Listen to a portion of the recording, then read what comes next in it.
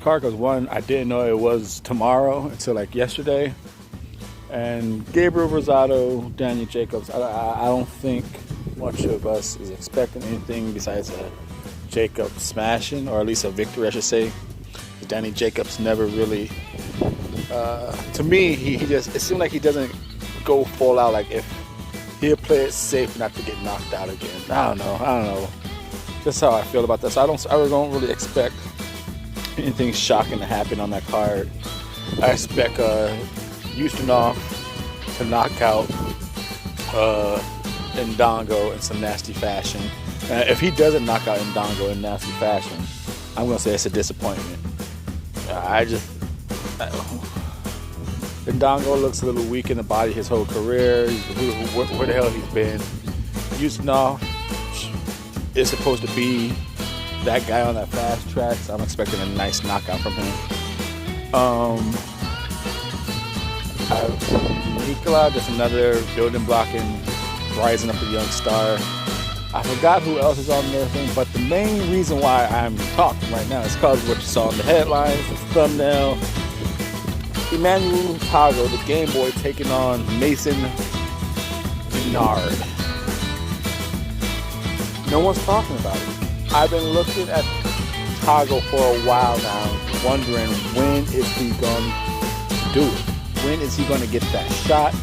Not about if he deserves it or can he win it. Just when is he going to get it?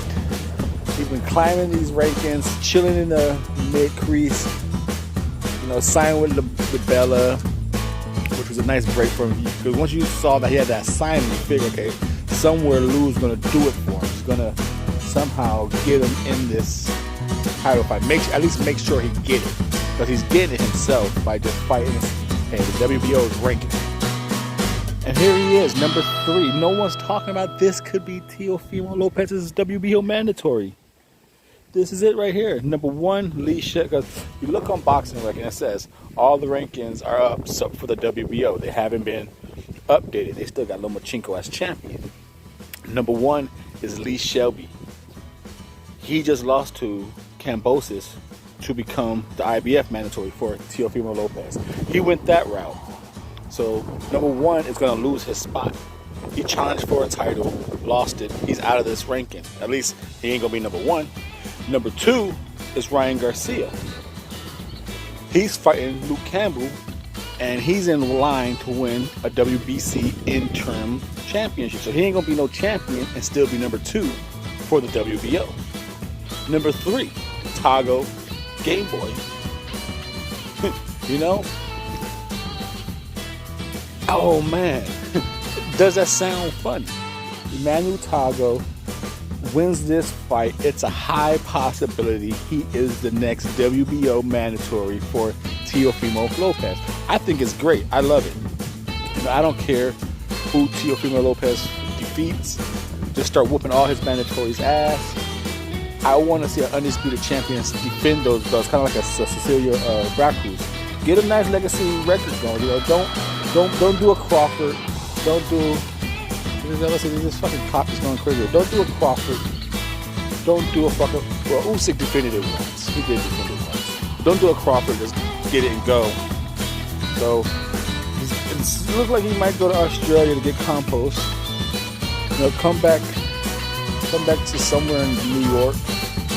Fight Tagoe.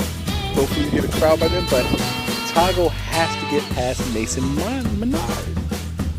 And it's crazy to talk about Mason Menard because the sad part is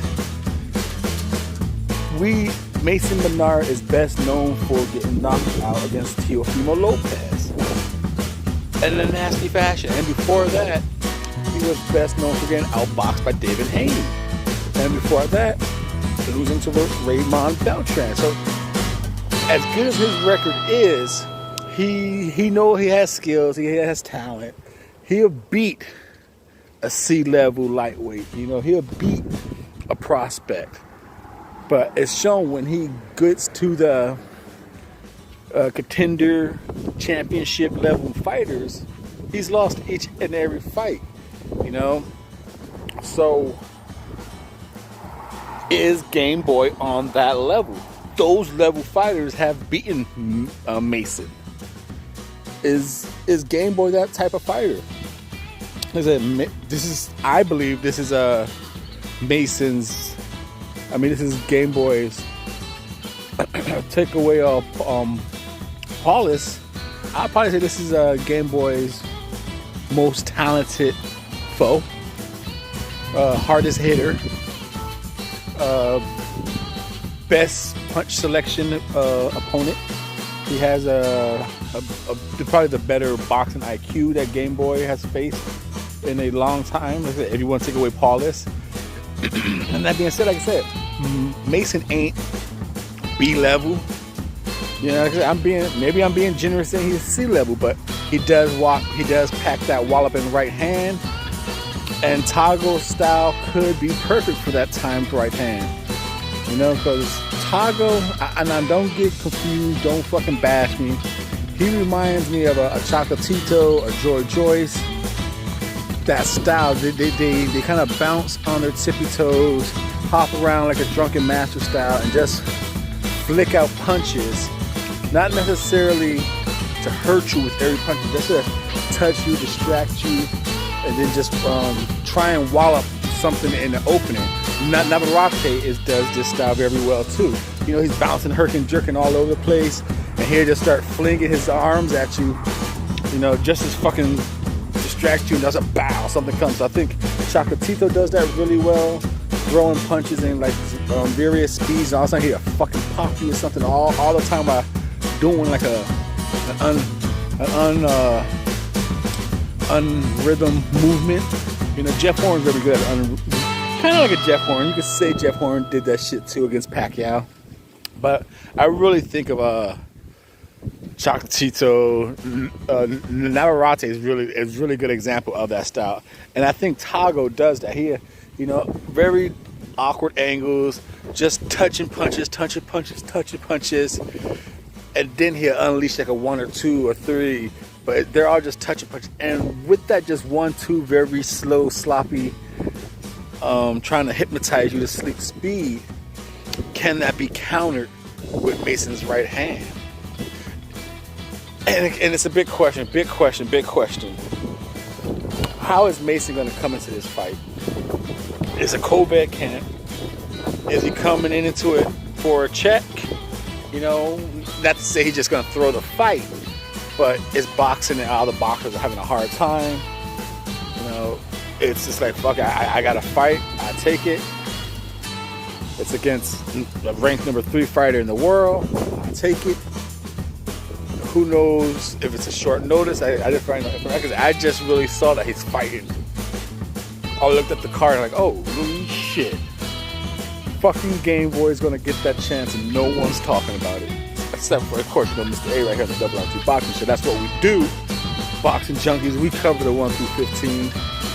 Oh, man, but it's tough that I have to really sit here and think, damn, can Game Boy beat Mason? Can Game Boy beat Mason? I'm gonna say he should. He should be able to shoe shine him and pull it off. He should be able to. I'm gonna say it's not gonna. I'll be surprised if he just turns it on and just fucking knocks Mason out. Like, it'd be nice to see that side of Game Boy. Like I said, because all the fights I've been seeing him, he's really been the dominant A side against lower competition. I believe he didn't do too well against Paulus. So like I said, this Mason is truthfully C-, you know, or maybe a gatekeeper for up-and-coming prospects. But this could change all that for Mason. This, like I said, I don't know how he's coming into fight. Like I said, after he fought Devin Haney, there's that interview out there saying, you know, he went up to like 160 in between fights for the Beltran fight. He wasn't doing it. Then he came into the Devin Haney fight in good shapes, doing it, but he just couldn't catch Devin Haney. He's very understandable. And then Teofimo Lopez, yeah, he got slept in the first round, but he looked like shit. If you look at Mason's body, his physique, he looked like all sloppy, out of shape. Not to say he would have made a difference, but what kind of condition, what kind of fighter is Game Boy going to see? Again, I think he has all the punch selection. He has the skills to trouble Game Boy. Like I said, I think this is going to be Game Boy's toughest opponent, and I rate him as a C-level fighter, a gatekeeper for prospects. So that being said, taking away, I guess if we're going to say Danny Garcia has a no look left, I guess I'm going to say Mason has the generic right hook. But I'm going with Tagoe to shoe shine him and get some ugly ass victory. That's what I'm going to go with.